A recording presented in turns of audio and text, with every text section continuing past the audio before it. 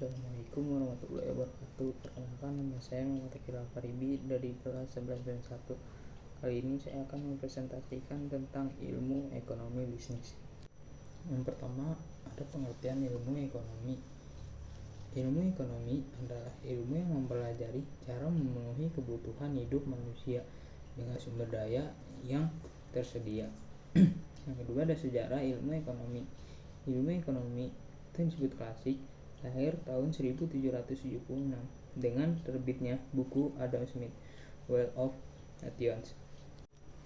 Di sini ada ilmu ekonomi deskriptif. Ilmu ekonomi deskriptif merupakan ilmu ekonomi yang menjelaskan gambaran fakta tentang peristiwa ekonomi. Di sini juga ada ilmu ekonomi teori. Ilmu ekonomi teori merupakan ilmu ekonomi yang mengkaji gejala-gejala yang timbul akibat dari perbuatan manusia dalam rangka meningkatkan kesejahteraan. Di sini ada masalah ekonomi klasik. Yang pertama ada masalah produksi, yang kedua ada masalah distribusi, ketiga ada masalah konsumen.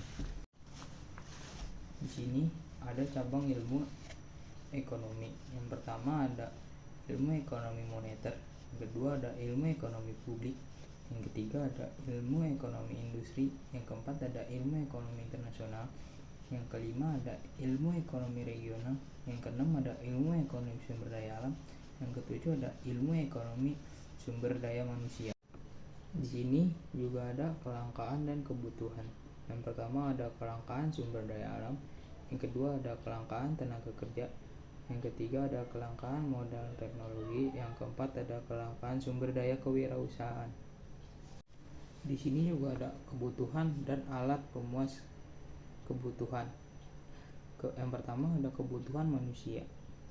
Jenis kebutuhan manusia yakni berdasarkan intensitas, sifat, waktu, dan pihak yang membutuhkan. Yang kedua ada barang. Barang merupakan pemuas kebutuhan yang terwujud. Yang ketiga ada jasa. Jasa adalah pemuas kebutuhan yang tidak terwujud.